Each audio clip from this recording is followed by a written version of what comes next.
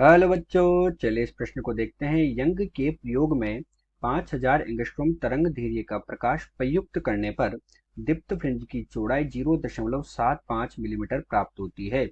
यदि पूरा उपकरण 1.5 अपवर्तनांक वाले द्रव में डुबो दिया जाए तो फ्रिंजों की चौड़ाई कितनी रह जाएगी। तो बच्चों, यहाँ जो प्रश्न दिया गया है इसमें हमारे पास यंग का प्रयोग है।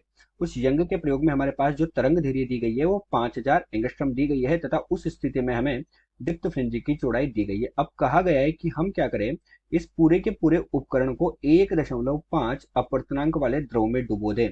तो उस स्थिति में हमारे पास फ्रिंज की चौड़ाई कितनी रह जाएगी। तो चलिए बच्चों, सर्वप्रथम हम देखते हैं मुख्य अवधारणा। इसमें हम देखते हैं कि यंग का जो प्रयोग है उस यंग के प्रयोग में दीप्त फ्रिंज की चौड़ाई, तो यंग के प्रयोग में दीप्त फ्रिंज की चौड़ाई, दीप्त फ्रिंज दीप्त फ्रिंज की चौड़ाई जिसे हम यहाँ पर W से दर्शा रहे हैं, तो दीप्त फ्रिंज की चौड़ाई हमारे पास कितनी होती है, W बराबर लेमडा गुणा D बटे D के बराबर होती है। जहां बच्चों लेमडा क्या है, हमारे पास लेमडा हमारे पास प्रकाश की तरंग दैर्ध्य है। तो लेमडा तो हो गई हमारे पास प्रकाश की तरंग दैर्ध्य। तो बच्चों बड़ा डी है, ये हमारे पास है स्लिट व पर्दे के मध्य की दूरी, तो ये हमारे पास होगी स्लिट व पर्दे के मध्य दूरी। तो ये है स्लिट व पर्दे के मध्य दूरी हमारे पास हो गई। और छोटे वाला डी जो है ये हमारे पास क्या है, स्लिटों के मध्य दूरी हो गई। तो छोटा डी है हमारे पास स्लिटों के मध्य दूरी, स्लिटों के मध्य दूरी हमारे पास होगी। इस प्रकार हम क्या करते हैं, फ्रिंज चौड़ाई का मान ज्ञात करते हैं। यही इस प्रश्न की मुख्य अवधारणा है। तो चलिए बच्चों, अब हम देखते हैं कि हमें प्रश्न में क्या क्या दिया गया है। तो प्रश्न में हमें दिया गया है एक तो तरंग दैर्ध्य का मान। क्या दिया है बच्चों, यहाँ पर तरंग दैर्ध्य कितनी दी है, 5000 एंगस्ट्रॉम। तो लेमडा बराबर हमें दिया गया है 5000 एंगस्ट्रॉम। 5000 एंगस्ट्रॉम का अर्थ हुआ बच्चों 5 गुणे 10 की घात ऋण 7 मीटर, क्योंकि एक एंगस्ट्रॉम हमारे पास 10 की घात ऋण 10 मीटर के बराबर होता है। और इसके साथ ही हमें क्या दिया गया है बच्चों, फ्रिंज चौड़ाई दे दी गई। फ्रिंज चौड़ाई बच्चों W दी गई है और वो कितनी दी गई है, 0.75 मिलीमीटर। तो इसको हम W1 मान लेते हैं और ये हमें दी गई है 0.75 मिलीमीटर। 75 मिलीमीटर का मतलब क्या हुआ बच्चों, 0.75 गुणे 10 की घात ऋण 3 मीटर हमें दी गई है। और साथ ही साथ जो अपवर्तनांक है जिसको हम बच्चों किससे दर्शा रहे हैं, N से दर्शा रहे हैं यहाँ पर, तो हम लिख देते हैं अपवर्तनांक n बराबर दिया गया है 1.5। अपवर्तनांक n बराबर कितना दिया गया, 1.5 दिया गया है। तो चलिए अब हम इस प्रश्न को हल करते हैं। तो बच्चों प्रश्न के हल में हमने लिखा W1। W1 हमारे पास क्या है बच्चों, जब हमने इस पूरे उपकरण को द्रव में नहीं डुबोया था उसके पहले हमारे पास दीप्त फ्रिंज की चौड़ाई थी।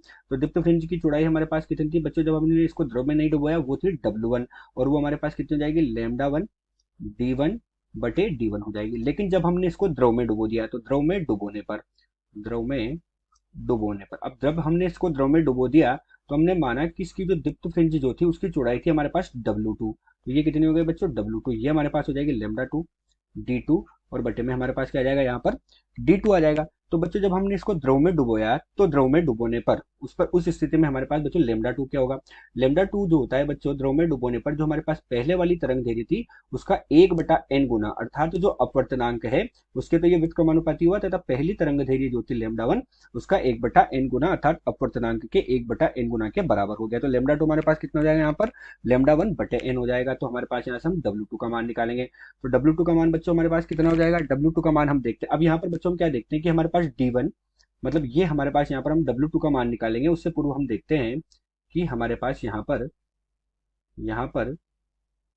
T2 तथा और ये D1, ये दोनों स्लिटों पर्दे के मध्य की दूरी हमारे पास बराबर है।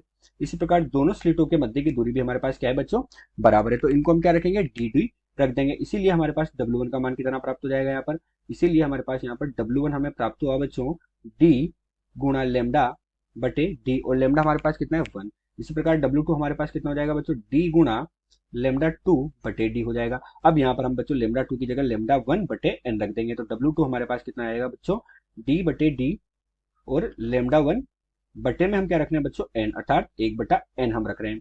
तो ये बच्चों W2 बराबर ये हमारे पास किसके बराबर हो गया, W1 के। तो W2 बराबर W1 बटे n हुआ। दोनों के मान हमारे पास है बच्चों, W2 बराबर ये है हमारे पास 0.75 मिलीमीटर में दिया है, और ये हमारे पास कितना है बच्चों, 1.5 अपवर्तनांक का मान। तो W2 का मान हमें प्राप्त हो जाएगा यहाँ पर, और वो कितना प्राप्त हुआ, 0.50 मिलीमीटर के बराबर। कितना प्राप्त हुआ बच्चों, W2 हमें प्राप्त हो गया 0.50 मिलीमीटर के बराबर। दिया गया जो प्रश्न है इसमें हमारे पास द्रव में डुबोने पर फ्रिंज की चौड़ाई 0.50 मिलीमीटर रह जाएगी।